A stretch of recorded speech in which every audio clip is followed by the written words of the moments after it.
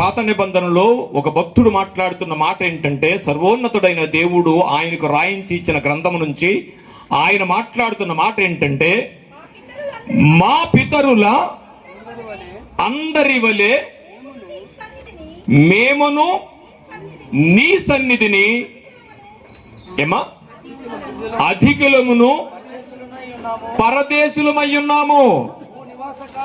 మా భూనివాస కాలము స్థిరముగా ఉన్నవాడు, బ్రతికి బట్ట కట్టినవాడు ఈ భూమి మీద ఒక్కడును లేడట. భక్తుడు మాట్లాడుతున్నాడు. మా దేవా యెహోవా నీ పరిశుద్ధ నామము యొక్క ఘనత కొరకును ఏమయ్యా దేవా యెహోవా నీ ఘనత వరకు మమ్మల్ని అర్ధాయుషులుగా మార్చేస్తావా అనే ప్రశ్న వేసుకుందామండి. వేసుకోవాలి.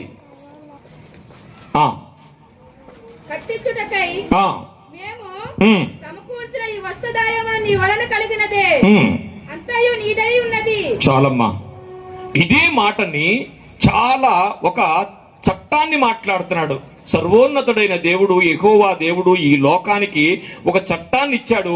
ఆ చట్టాన్ని తెలిసిన భక్తుడు ఏం మాట్లాడుతున్నాడంటే, నిజమేనయ్యా మాది ఈ లోకం కరెక్ట్ కాదు, మీ దగ్గరికి వచ్చేయాలి మేము అని ఆయన మాట్లాడుతున్నాడు. ఇదే మాటని మన పౌలు గారు కూడా ఒక చట్టాన్ని మాట్లాడుతున్నాడు. చూడండి, దేవుడు పెట్టిన చట్టాన్ని. రోమిలికి రాసిన పత్రిక 7వ అధ్యాయము 11వ వచనం, 11-12.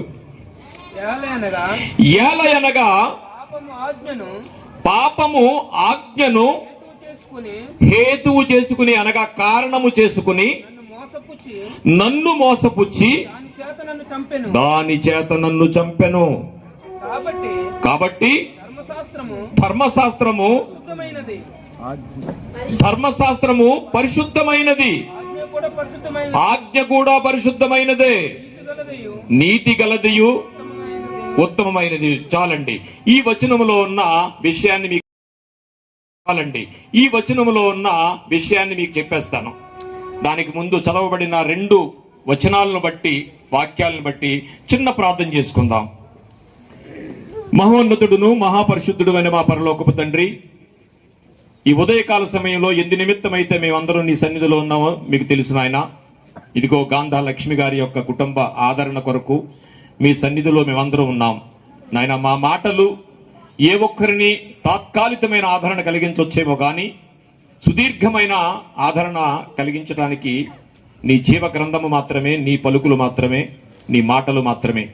అలాంటి మాటలు వినడానికి వచ్చిన నీ పిల్లలకు వినిపించి మరణము యొక్క దాని వెనుకున్న మర్మము, ఎందుకు మమ్మల్ని అర్ధాయుషిగా మార్చేస్తున్నారు, భక్తులు ఎందుకు అర్ధాయుషిగా మారిపోతున్నారు, భక్తిహీనులు కూడా అర్ధాయుషులుగా మారిపోతున్నారు ఎందుకనే విషయాన్ని మీరు వినిపించడానికి మీరు కృప చూపండి నాయనా. చెబుతున్న నా మాటలలో నా సొంత ఆలోచన గాని, సొంత జ్ఞానము గాని, అతిశయము గాని లేకుండా కేవలం నీ నోటిబోరగా కొన్ని మాటలు నీ పిల్లలు వినిపించడానికి, తద్వారా నీ ఉన్న లోకానికి మేము చేరడానికి, భక్తిలో లేదా మరణం వెనుక మర్మం ఏంటో తెలుసుకునే అవకాశాన్ని మాకు ఇచ్చి నీ పిల్లలు వినడానికి, చెప్పడానికి నాకు మీ కుమారుడు పరిశుద్ధాత్మ సహాయాన్ని దయచేసి నడిపించమని ఈ చిన్న ప్రార్థన యేసువారి ప్రశస్తమైన నామలో మిక్కిలి వినయంతో బ్రతిమలాడి వేడుకొనిచున్నాము తండ్రి, ఆమేన్.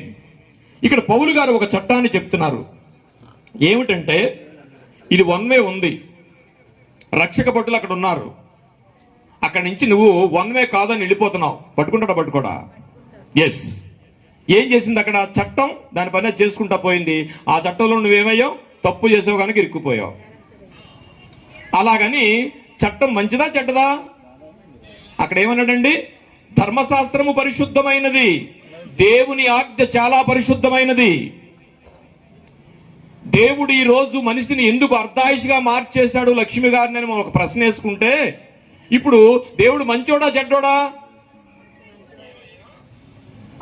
ఆయన ఎలాంటి వాడో ఆయనే విట్నెస్ ఇచ్చుకుంటున్నాడు. యోబు గ్రంథము 34వ అధ్యాయం 10వ వచనం, త్వరగా యోబు గ్రంథము 14వ అధ్యాయము 34వ అధ్యాయము. ఇది భక్తిలో క్రైస్తవులు కానివ్వండి, క్రైస్తవులు కానివారు కానివ్వండి, మరణం అందరికీ వస్తుంది కనుక మరణం వెనక మరణం ఏంటో వినవలసింది, తెలుసుకోవలసింది ఖచ్చితంగా ఉంది గనక ఇది ఒక క్రైస్తవ మీటింగ్ అని కానీ క్రైస్తవులకే మాత్రమని కానీ అనుకోకుండా ప్రతి వారికి మరణం వస్తుంది కాబట్టి ఆ మరణానికి సంబంధించిన విషయం వినడానికి మీకు ఇష్టం ఉంటే జాగ్రత్తగా వినండి, ఇష్టం లేకపోతే వదిలేసేయండి.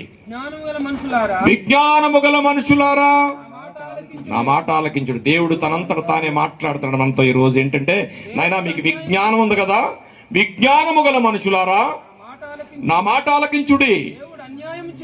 దేవుడు అన్యాయము చేయుట అసంభవము. ఈ రోజు అర్ధాయుషిగా లక్ష్మి గారిని నేను తీసుకెళ్లిపోయినంటే మీ ఆలోచన వేరు, నా ఆలోచన వేరు అని అంటున్నాడు ఆయన.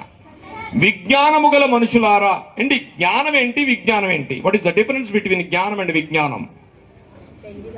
జ్ఞానం అంటే మనందరికీ జ్ఞానం ఉంది. ఇక్కడ ఇదిగో జ్ఞానాన్ని పట్టుకుని తిరుగుతున్నాం, మొత్తం బైబిల్ అప్పచెప్పేస్తాం, కానీ ఒక్క వాక్యం కూడా మనం పాటించం. మనకు జ్ఞానం తెలుసు కానీ విజ్ఞానవంతులుగా మారలేదు. వాక్యాలు తెలుసు, అన్నీ తెలుసు, మరణం ఎందుకు వస్తుందో తెలుసు, మరణానికి కారణాలు తెలుసు, అనేక విషయాలు తెలుసు, కానీ మరణం ఎందుకు వస్తుంది, అసలు మనం ఎవరో అన్ని తెలుసుకోవడానికి ఏమైనా వెళ్తామా? వెళ్ళం. మరణించిన వెంటనే దేవుడిని తీసుకొచ్చి పంచాయతీలో పెట్టేస్తాం. ఎందుకు మరణం వస్తుంది? అర్ధాయుషిగా ఎందుకు మారిపోతున్నారు?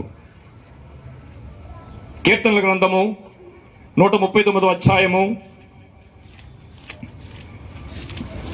16వ వచనం, నేను పిండమునయ్యుండగా నీ కన్నులు నన్ను చూచెను. ఏంటి? ఒకవేళ బైబిల్ పట్టుకున్న అందరికీ తెలుసు, ఇక్కడ క్రైస్తవులకు తెలుసు, బైబిల్ పట్టుకున్న అందరికీ చాలా విషయాలు తెలుసు. కానీ ఒకవేళ బైబిల్ తెలియకపోతే, లేకపోతే ఈవేళ దేవుడి మాటలు విందామని వస్తే వాళ్ళకి అర్థమయ్యేటట్టు చెప్తున్నాను, కానీ బైబిల్ పట్టుకున్న వాళ్ళ గురించి నేను మాట్లాడలేదు. అయినా సరే ఇంకోటి ఉందండి, బైబిల్ పట్టుకుంటే కుదరదండి. బైబిల్ మీద ఏముండాలి? పట్టు ఉండాలి.